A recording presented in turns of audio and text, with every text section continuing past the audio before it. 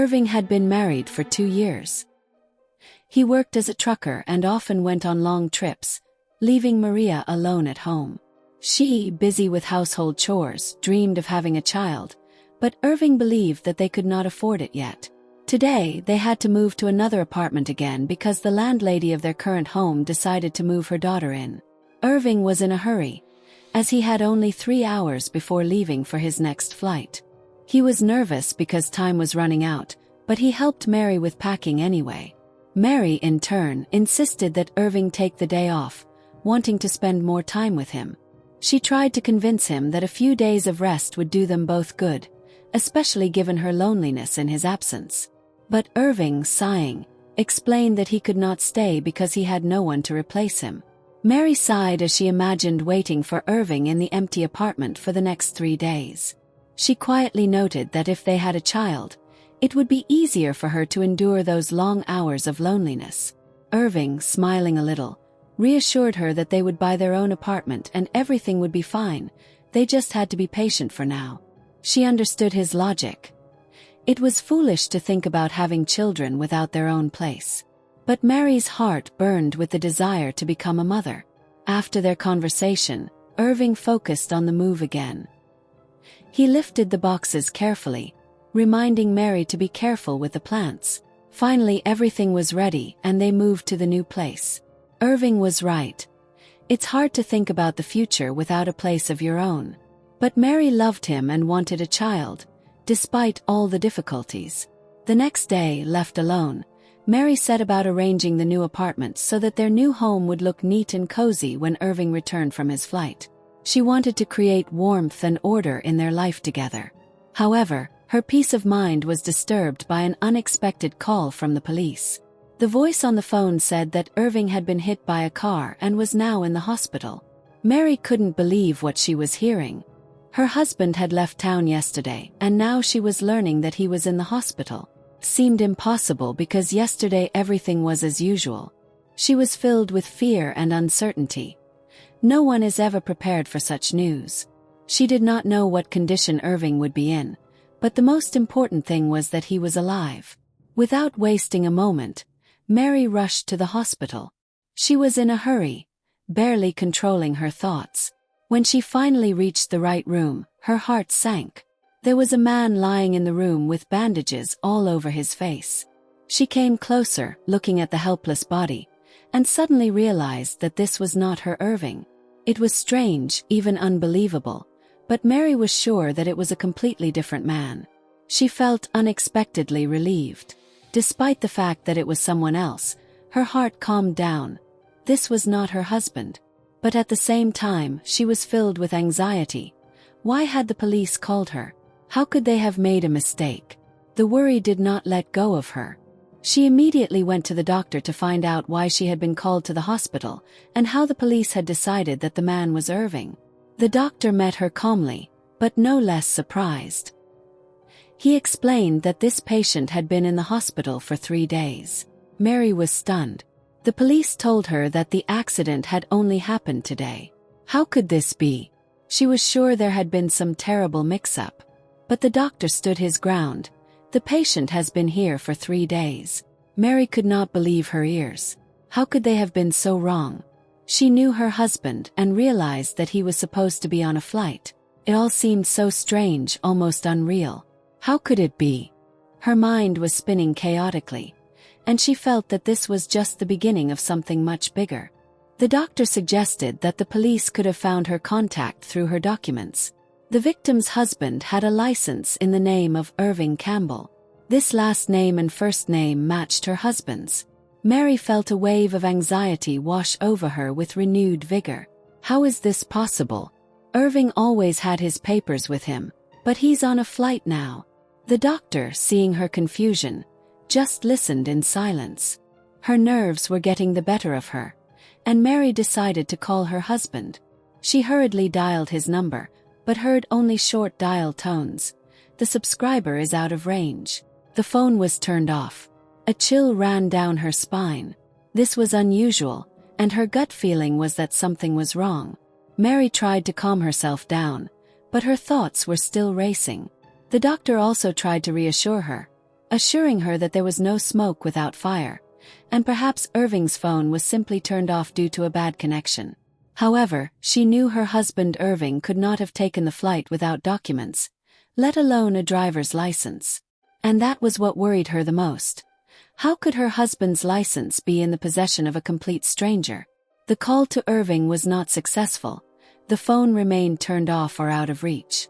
Mary decided to try again to speak to the patient who had Irving's license.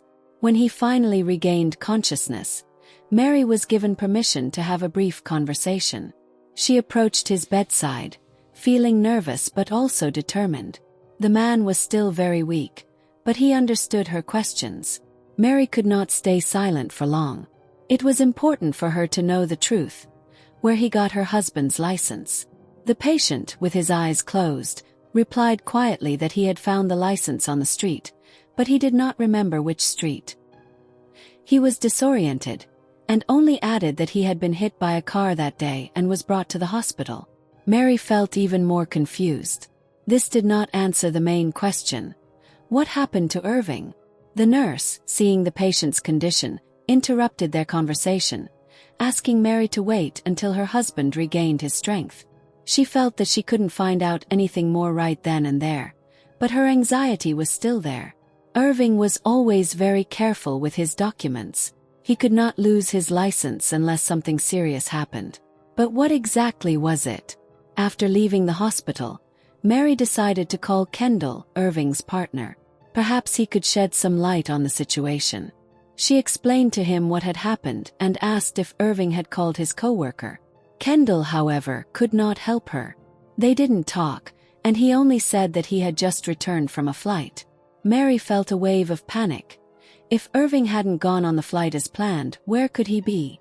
Kendall also added that Selena, the dispatcher, had confirmed that Irving had not been on the flight. It turned out that he had taken the day off, even though Mary didn't know anything about it. It was confusing. Irving had never hidden things like this from her before. Their marriage had been built on trust, but now Mary felt that something had changed. She decided to go to Irving's place of work, hoping that Selena, the dispatcher, would help her understand what was going on. When Mary arrived at work, she told Selena about her experiences. Selena assured her that Irving had indeed been scheduled to leave on a flight, but then unexpectedly changed his schedule and took the day off.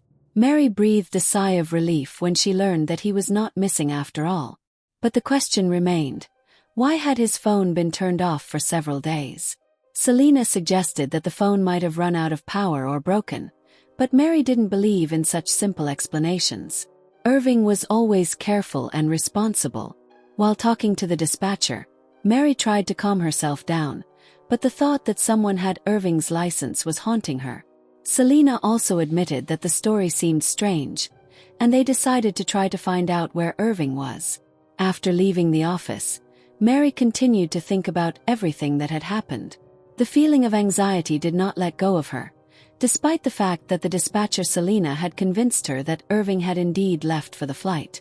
But Irving's phone had been turned off for several days, and this detail was nagging at Mary. Something was not right. She decided to take action and ask Selena about the car Irving had taken. Perhaps this would help her figure it out. Although Selena was surprised by the question, she gave Mary information about the car. The make, the license plate number, everything was written in the log. Mary took notes, trying to figure out why it looked so suspicious.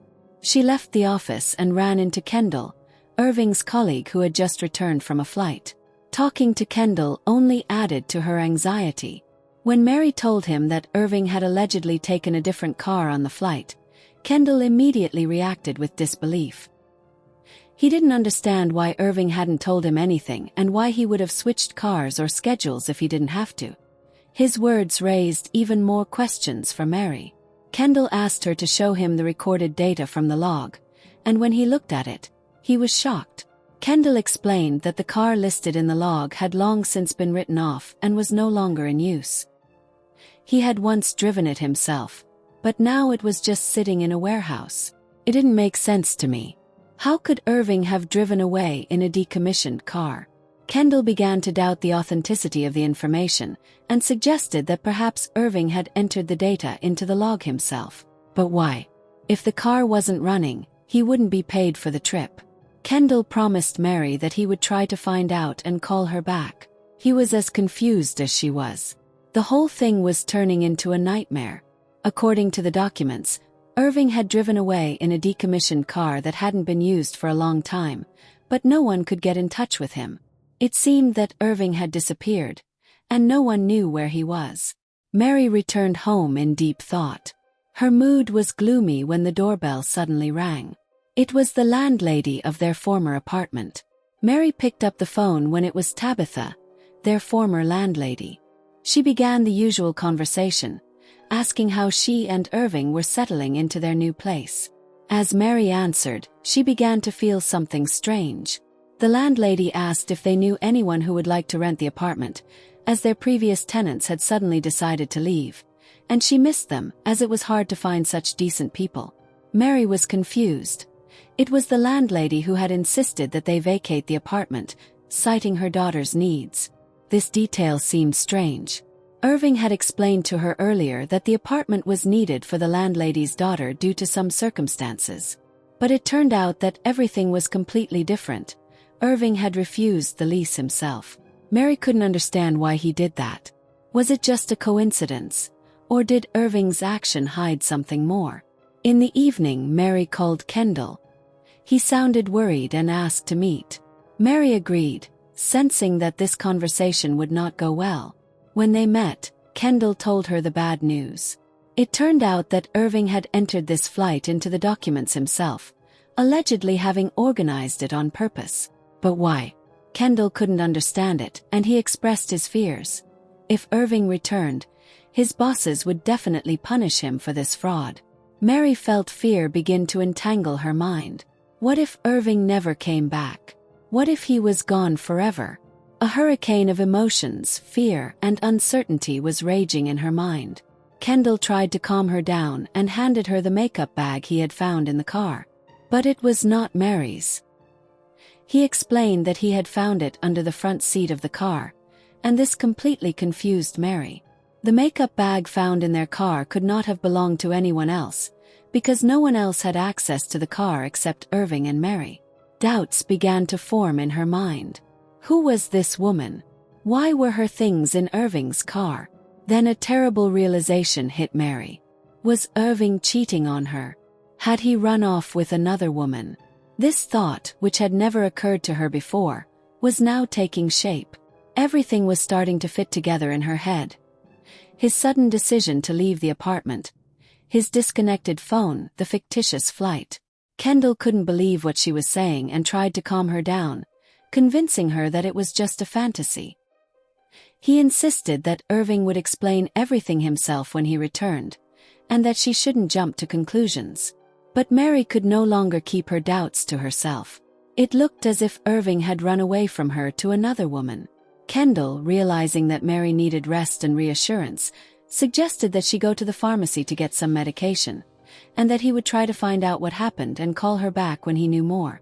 Mary silently agreed, but she felt a heavy burden in her heart, as she doubted that she would ever see her husband again. The next day, Mary woke up with a heavy sense of hopelessness. Irving never showed up, and his phone remained off. Mary was sinking deeper and deeper into the darkness of thoughts that seemed to consume her from the inside. She decided to go to the store and withdraw some cash from the ATM. She and Irving had always kept all their savings on the card, even money for their future apartment. However, when she checked the balance, she was horrified. There was not a single penny in the account. This news shocked her not only because of the loss of money, but also because of the realization that Irving had probably taken everything, leaving nothing behind. He had taken their joint savings, the very money they had worked so hard to save, the money that belonged not only to them, but also to her parents, who were helping with the upcoming purchase of an apartment.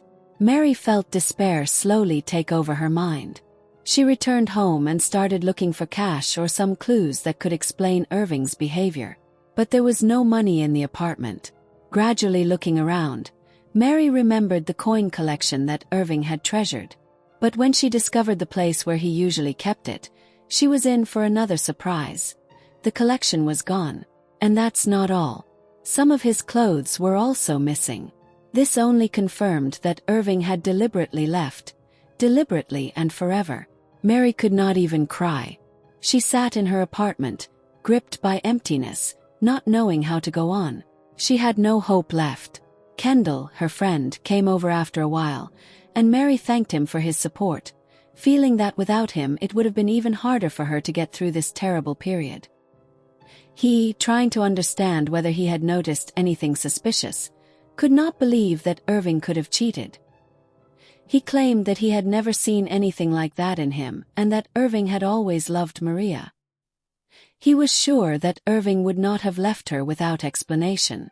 Mary tried to find answers in Kendall's eyes, but his words could not convince her otherwise. She saw more and more evidence that Irving had not only disappeared, but had deliberately fled. But why? What made him do this to her so cruelly? She could not find a single reason that would explain his behavior. Kendall suggested that Mary go to the police. At first she refused. She couldn't bear the thought of reporting her own husband as a criminal. But Kendall insisted. No one knew exactly what had happened to Irving, and so they couldn't rule out any possibility. Perhaps he was in trouble, not running away as she feared.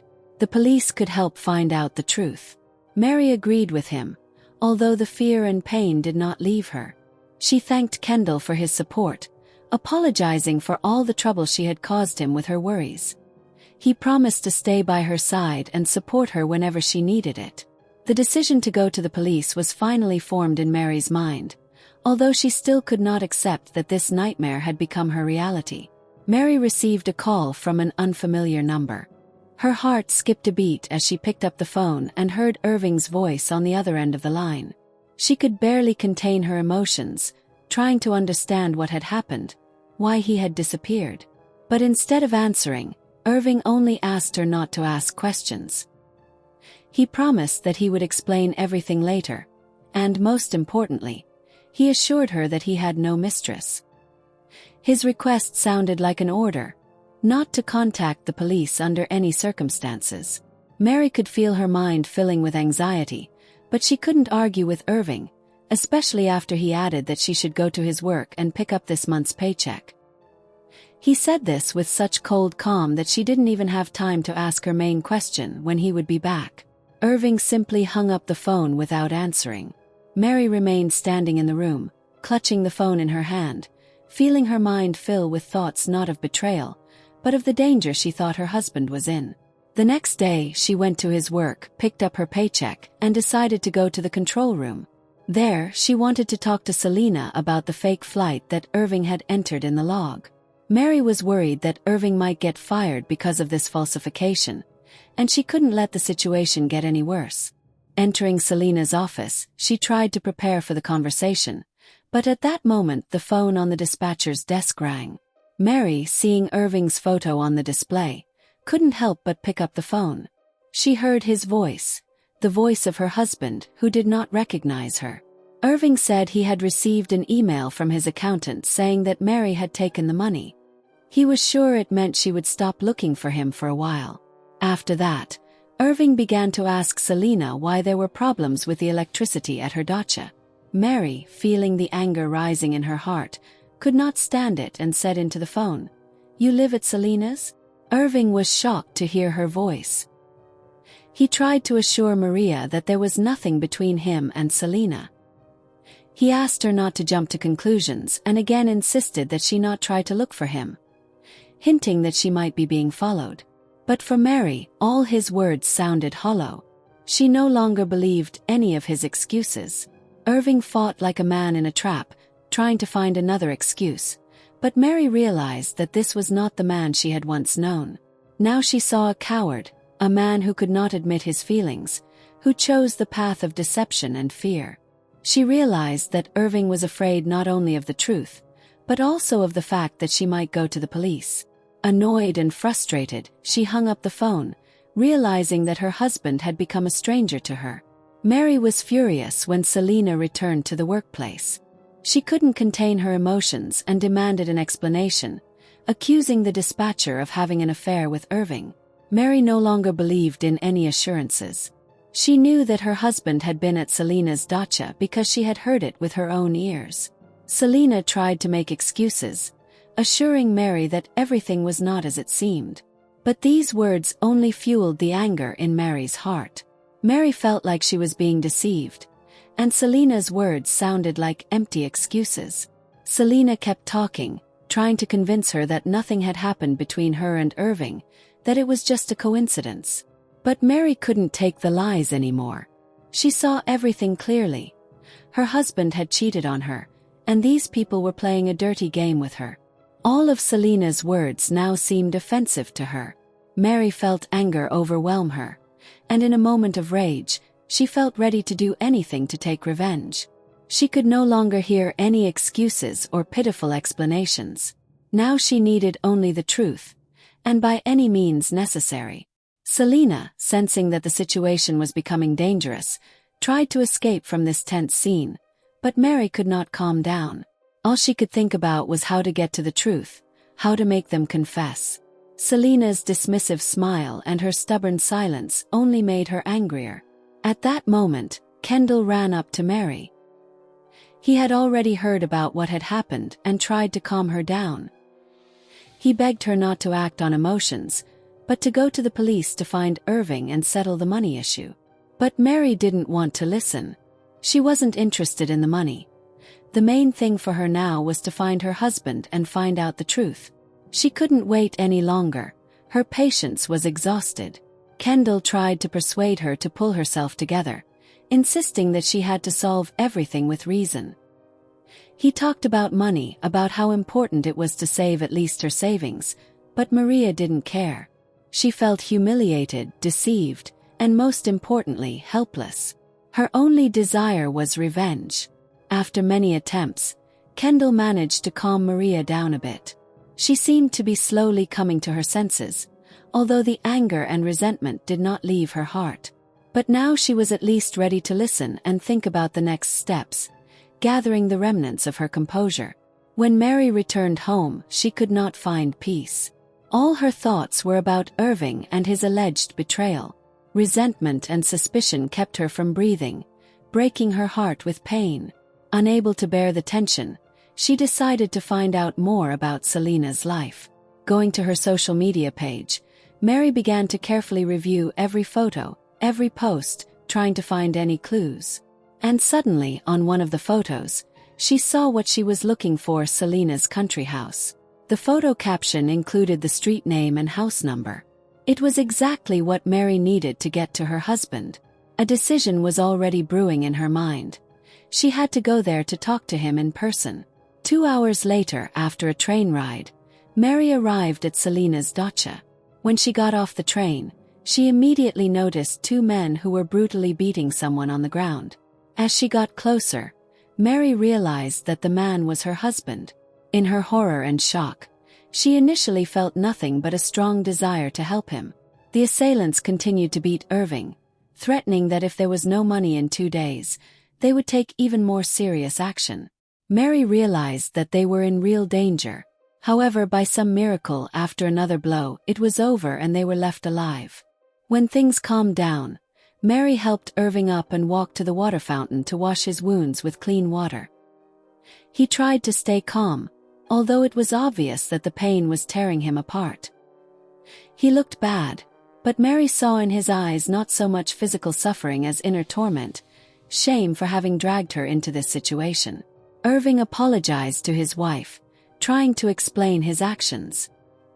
He said that he decided to make quick money by participating in an illegal deal. He was offered to transport goods without documents, which was a direct violation of the law. He didn't think about the consequences. All he cared about was the fatigue of constant financial problems, rented apartments, and incessant difficulties. Mary listened to him talk about how the left flight was successful. He delivered the goods and picked up the money. But on the way back he was attacked. Irving lost consciousness from a blow to the head, and when he woke up, the money and documents were gone.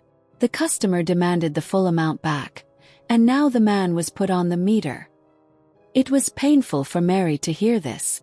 She could not understand why Irving had not shared these problems with her earlier. After all, they were a family, and she thought they should have solved everything together. Her resentment deepened, but at the same time she realized that Irving was backed into a corner. Irving also admitted that because of the danger, they moved to a new apartment for fear of persecution. All this time he was hiding at Selina's dacha. Mary immediately asked if there was something more than just friendship between them. Irving assured her that there was nothing. They had been friends since childhood, and Selina had simply helped him when he had nowhere else to go. Mary listened to him, but her trust was shattered. She could not fully believe that nothing happened between him and Selina. Nevertheless, Irving apologized sincerely, admitting that he had not told her about his plans because he was afraid for her. He also admitted that he even threw away his SIM card so that no one could find him. Their conversation ended in silence, both of them exhausted both physically and emotionally. Mary remained confused. She no longer knew what to believe or what to do next. When Irving told Mary the truth, she felt confused at first, but after a few minutes she realized that even so, she still loved him. Her feelings were so strong that she was willing to make any sacrifice to help her husband get out of this dangerous situation. Mary began to think about what to do next, and Irving mentioned a possible buyer for the coin collection. However, she felt that this might not work out. Then Mary began to remember what the man with the papers looked like. She asked Irving if it was possible that he had seen something or knew something, and although Irving wasn't sure, he described the man as a thin man with dark stubble and light eyes. It was the only clue they had, and Mary realized that their pursuers would not back down. They had to act fast to stay one step ahead. Mary and Irving went to the hospital where the same man, Stephen, was lying. Irving, although not feeling well, tried to hang in there. When they approached the room, Mary realized that something was wrong. The patient was not there. They had two possible options. Either he had been discharged or he had escaped. This made Mary desperate, because Stephen was their last hope. Mary asked Irving to stay in the hallway and went to find a doctor to get more information.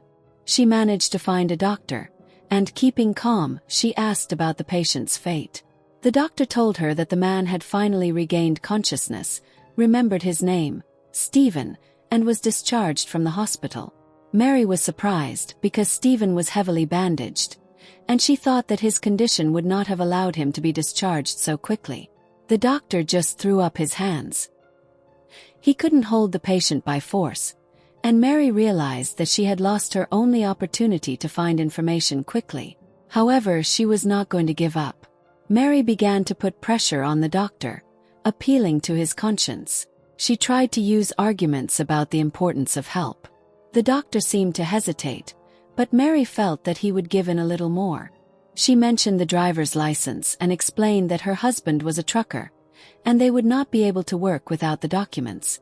Mary spoke quietly but convincingly, trying to get at the doctor's heart. In the end, he agreed to help.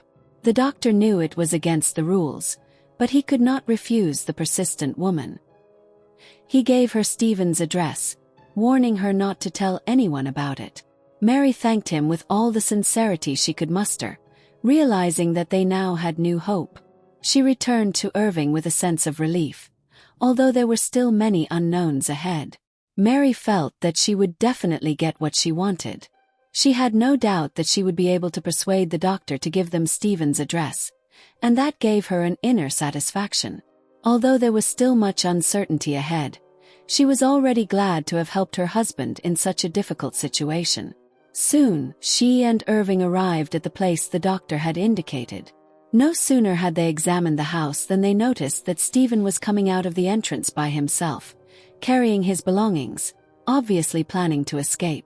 Irving, wasting no time, rushed to him. He grabbed Stephen tightly, and he was instantly on his guard, trying to figure out who he was dealing with. Stephen did not recognize Irving.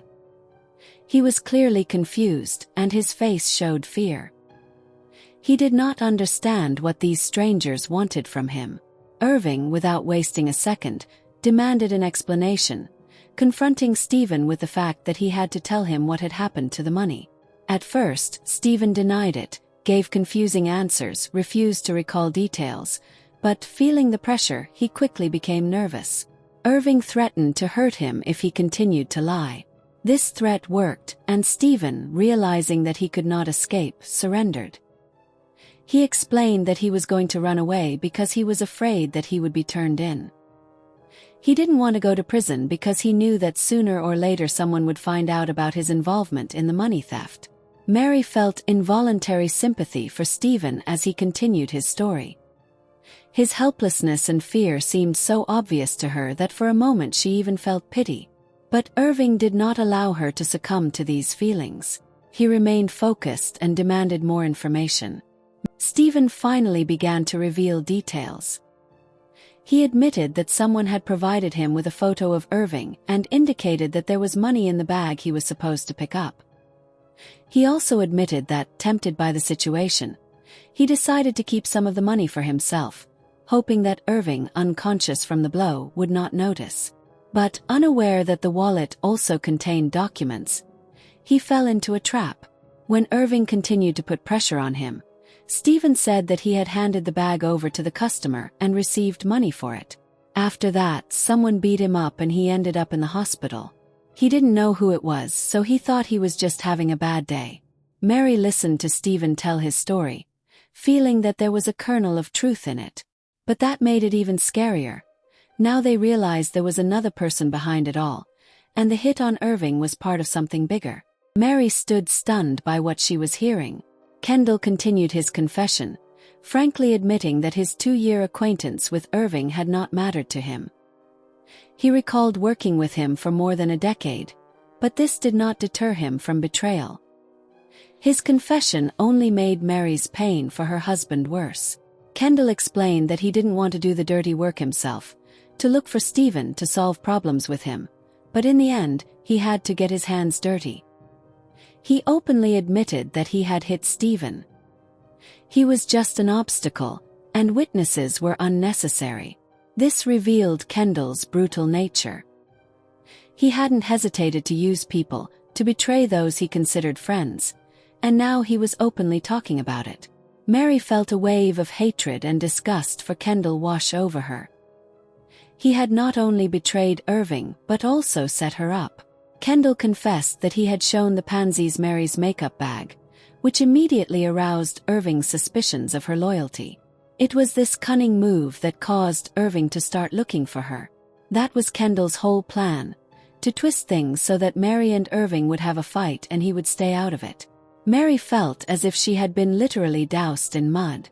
The way Kendall spoke easily about his actions made her feel deeply disgusted. She could not understand how a person with whom they were so close could betray like that. Kendall seemed even more pathetic to her when he explained that he was not afraid of anything. He believed that Irving, his best friend, would never suspect him of betrayal. Stephen didn't know Kendall at all, so he was safe too. Kendall continued, trying to justify his actions, saying that everything that happened was just a game. Mary did everything the right way, and he just took advantage of the situation. He tried to stand on his feet, but it was clear that his self-confidence was shaken. Despite his arrogance, Kendall no longer seemed so invincible. But Irving and Mary knew that this game was not over.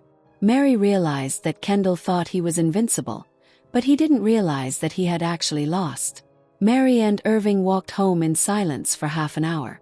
Neither of them dared to break the silence, as if they were afraid to open up the difficult conversation that had been bothering them. Mary felt that she couldn't keep it in any longer, and gathering her strength, decided to break the silence. She could no longer pretend that nothing had happened. Her voice sounded quiet but determined as she said that they should talk it out. Irving was silent for a moment, and then irritation appeared in his eyes. Mary could see how hard it was for him to listen to what she had to say. She suggested that they go to the police, explaining that they needed to find out what kind of responsibility Irving really faced for the crime.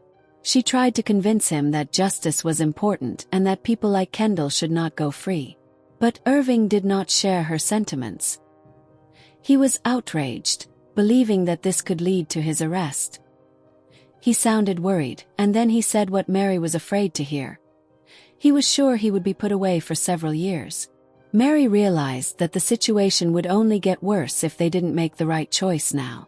She knew that if Irving didn't plead guilty, sooner or later it would come out, and the consequences would be much more serious.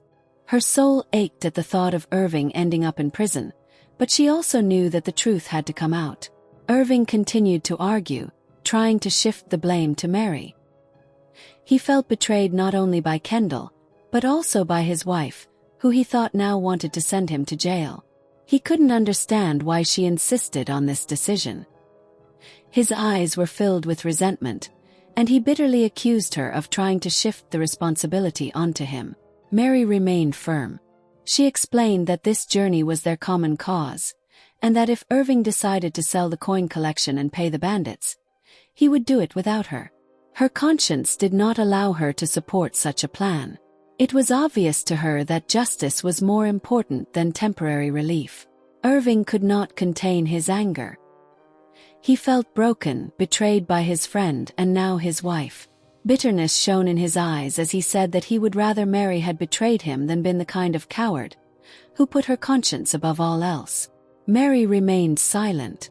She realized that this conversation only deepened the gap between them, but she could not do otherwise. Irving had always been a man who was never afraid of anyone or anything. This time, however, in the face of real consequences, fear made its way into his soul. He felt the uncertainty starting to affect him, even though he had no reason to be afraid. After all, not only his decisions were at stake, but also his and Mary's relationship, which could end because of it. Mary noticed his restlessness.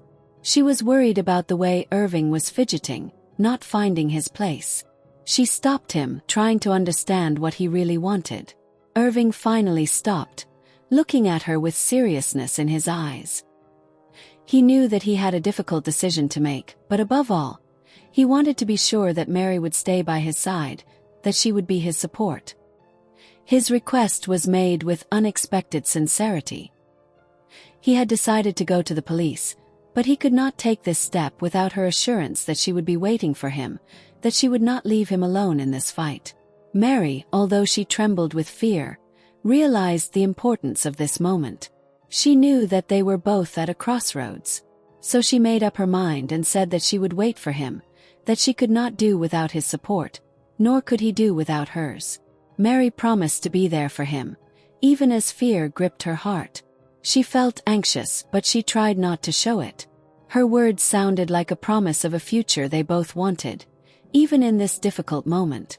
Irving believed her words, but he still couldn't get rid of the inner fear that was consuming him from the inside. He asked her not to talk about it anymore, trying to convince himself and her that everything would be fine. They both realized that there was no easy way out of the situation, that they only had a choice between the worst and the lesser evil. And they chose this lesser option, trying to save what was left of their lives. Time passed. During the court hearing, Irving received a suspended sentence for his cooperation with the investigation. Kendall and his accomplice were much less fortunate. They will spend the next few years in a maximum security colony. After everything that happened, Irving often turned to Mary, repeating over and over again that he could not have done it without her. He looked at her with gratitude, realizing how much she had done for him. Mary, recalling those terrible moments, told him how she was afraid for him when the bandits were attacking them, and even during the confrontation she felt very anxious. However, Irving reassured her, assuring her that everything was over, and now they were in no danger. He was confident that he was not afraid of anything with her by his side, and this gave her strength. They both understood that what they had experienced would leave a mark on their relationship, but at the same time it brought them closer, made them stronger and more united in their desire for a future together. Irving felt that his thoughts about Kendall were gradually subsiding. He really felt sorry for his former friend, but with each passing day, understanding the situation brought a certain peace of mind. Kendall had made his own choice, and now he was reaping the consequences. Irving no longer held a grudge against him. There was no point in being angry with a man who had punished himself. But Stephen made him feel differently. a young naive guy who lost 3 years of his life because of his own stupidity. It made him sad. Reflecting on the events, Irving involuntarily began to think about their lawyer. He was a professional, clear and confident in his actions. Yes, his services were expensive, but it was justified. The result exceeded their expectations. Irving was not worried about the cost, because he was convinced that he would earn even more. He felt that he had the strength and plans for the future. Mary, listening to his reflections, suddenly expressed her desire to work. It was unexpected, and she repeated her request with such fervor and persistence that Irving could not refuse. He could see how much she wanted it and eventually agreed. Deep down, Irving felt warmed by the fact that they were both eager for new beginnings. He was lucky to have her by his side, and he was grateful for it.